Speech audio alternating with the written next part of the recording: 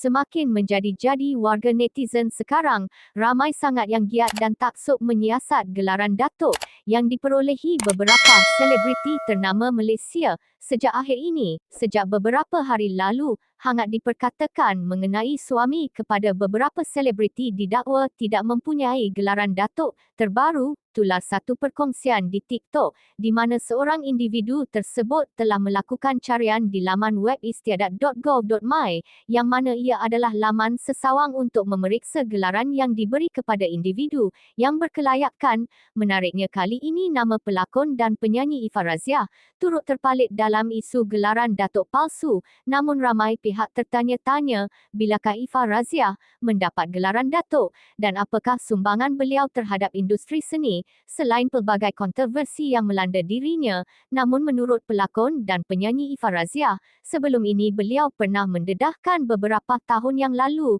sebenarnya sudah lama mendapat gelaran Datuk pada tahun 2016 dari negeri Perak. Bagaimanapun beliau berkata, dia lebih selesa tidak menggunakan gelaran Datuk tersebut kerana dia mahu dikenali sebagai Ifah Razia sahaja.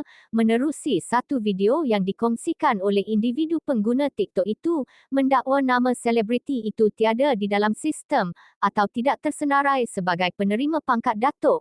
Hasil daripada perkongsian berani individu di TikTok tersebut telah mendapat pelbagai reaksi daripada netizen yang mengatakan mereka kurang percaya kerana sebelum ini terlalu ramai selebriti mahupun golongan yang ternama membeli gelaran Datuk palsu di pihak yang tidak bertanggungjawab.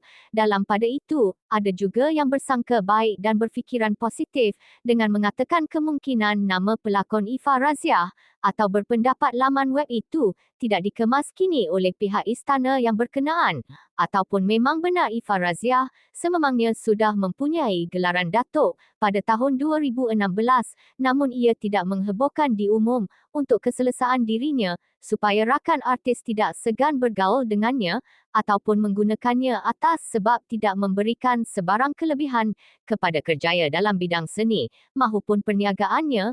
Penyanyi ini berkata tidak mahu terlalu menunjuk bahawa dia telah dikurniakan gelaran Datuk kerana baginya pangkat bukan segalanya.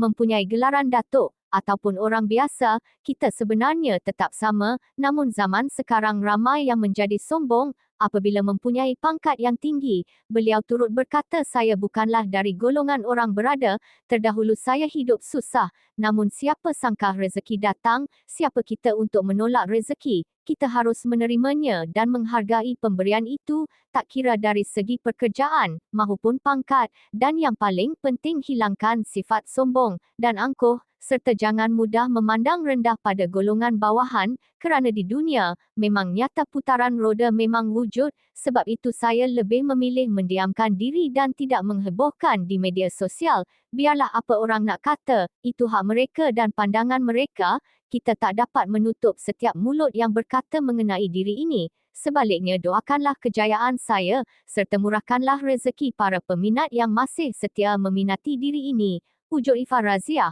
Penyanyi Ifah Razia turut mengakui beliau telah dikurniakan darjah ahli setia diraja dari negeri Perak pada tahun 2016.